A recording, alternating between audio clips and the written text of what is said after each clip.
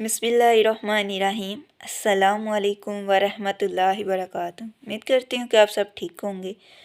आज हम बात करेंगे जो व्लॉग बनाते हैं, जो फैमिली वाले व्लॉग बनाते हैं, डेली व्लॉग बनाते हैं, आज हम उनके बारे में बात करेंगे। ठीक है, जो अपनी फैमिली को दिखाते हैं, अपनी बेगमात को दिखाते हैं। ठीक है, अब पैसों के लिए अपनी बेगमात को अपने यूट्यूब चैनल में ले आते हैं, व्लॉग बनाते हैं, उनको लोगों तक दिखाते हैं। वो बेपर्दा होती हैं, तैयार होकर वो लोगों के सामने आ रही हैं। पता नहीं अब लोग किस नज़र से देख रहे हैं, इस चीज़ का हमें इल्म नहीं है, हमें पता नहीं है कि वो कौन सी नज़र से देख रहे हैं आपकी बेगमात को। आप के पता नहीं वो क्या सोच के वो आपका डेली व्लॉग देखते हैं, शायद मसाले के लिए देखते हैं। ठीक है, इसके बारे में मैं कुछ नहीं कह सकती। ठीक है, इतनी 100 नज़रों में कोई बुरी नज़र भी हो सकती है। ठीक है, शरीयत हमें इसके बारे में क्या हुक्म देती है। ठीक है, आप सल्लल्लाहु अलैहि वसल्लम ने फरमाया है कि 3 शख्स पर अल्लाह ताला ने जन्नत हराम फरमा दी है।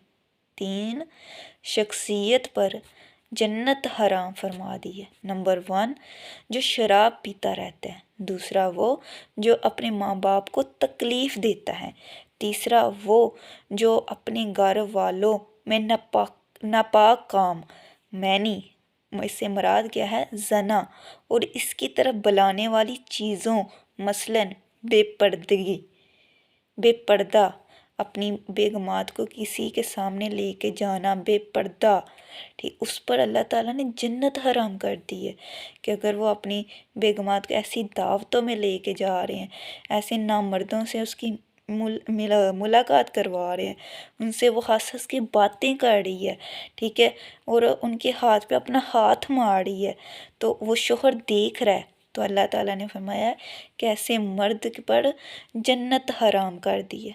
ठीक है, उस पर जन्नत हराम का जो अपनी बेगमात को बेपर्दा लोगों के सामने लेके जा रहे हैं, लोगों को दिखा रहे हैं। ठीक है, बेपर्दा होना जायज़ नहीं है। ठीक है, बेपर्दा होने के लिए किसी किस्म को हमें माफ़ी नहीं मिलेगी। ठीक है, हम बेपर्दा अपनी बेगमात को सामने लेके आ रहे हैं, ऐसा हम गुनाह इकट्ठा कर रहे हैं अपने लिए, अपनी आखिरत को ख़राब कर रहे हैं। ठीक है, ऐसा हम पैसों के लिए, चंद पैसों के लिए, दुनिया की चंद ख्वाहिशात को पूरा करने के लिए अगर हम व्लॉग बना सकते हैं, हमें शरीयत इससे नहीं रोकती। आप व्लॉग बनाएं, लेकिन अपनी फैमिली को ना लेके आएँ। अपनी बेगमात को अगर आपने लेके आना है तो पर्दे के साथ लेके आएँ। मैं आपको एक और हदीस सुनाती हूँ। आप सल्लल्लाहु अलैहि वसल्लम ने फरमाया है कि अल्लाह 3 शख्स को, 3 ऐसे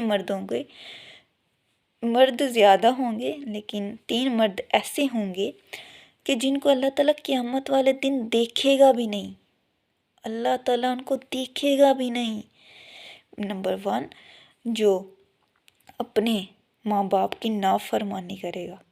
नंबर 2, जो मर्द हो और ऐसे मुशाबत करे कि मैं औरत हूँ, औरत जैसा लिबास पहने, औरत जैसे अपने आप को ढांप ले, उस ढांचे में ढांपे, लेकिन वो मर्द हो, उसको अल्लाह ताला क़यामत वाले दिन नहीं देखेगा।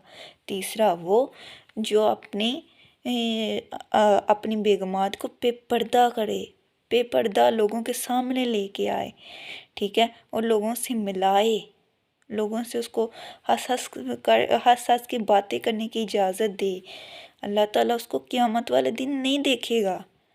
आप इस चीज़ पर सर्च कीजिए, आप मेरी बात पर ना रहे। ठीक है, मैं भी अपने से कुछ नहीं आपको बता रही, मैंने भी चीज़ पर सर्च करके आप तक ये बात पहुंचा रही हूँ।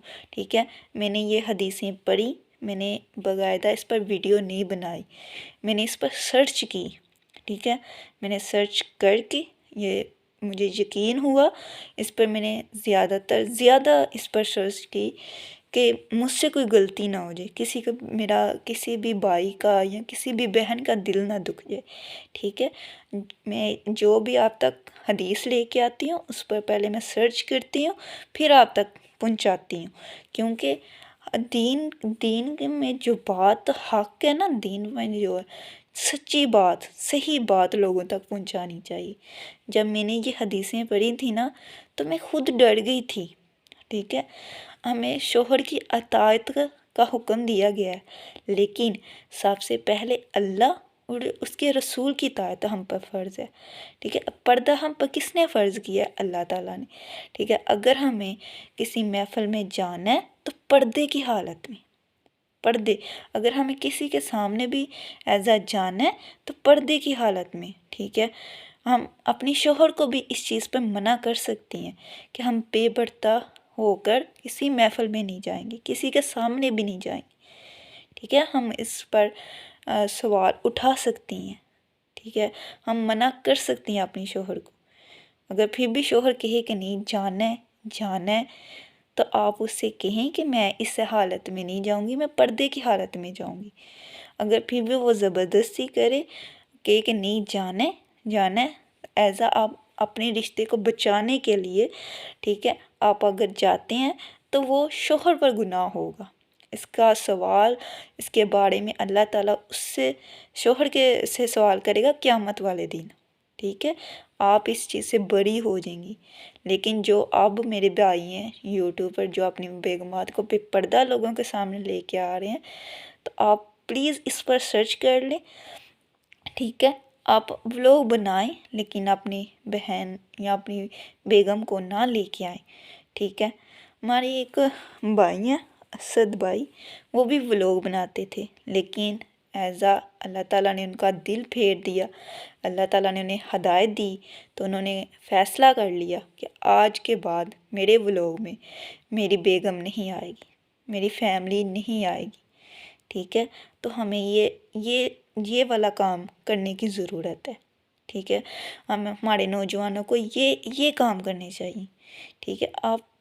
ہمیں جب شریعت کہہ رہی ہے کہ آپ ولاگ بناؤ، ٹھیک ہے، آپ لوگوں تک اچھی بات پہنچاؤ، ٹھیک ہے، خیر کی امید ہونی چاہیے ہمیں دوسروں سے، اپنے مسلمان بھائیوں سے، تو آپ خیر کا کام لوگوں تک پہنچاؤ، ٹھیک ہے۔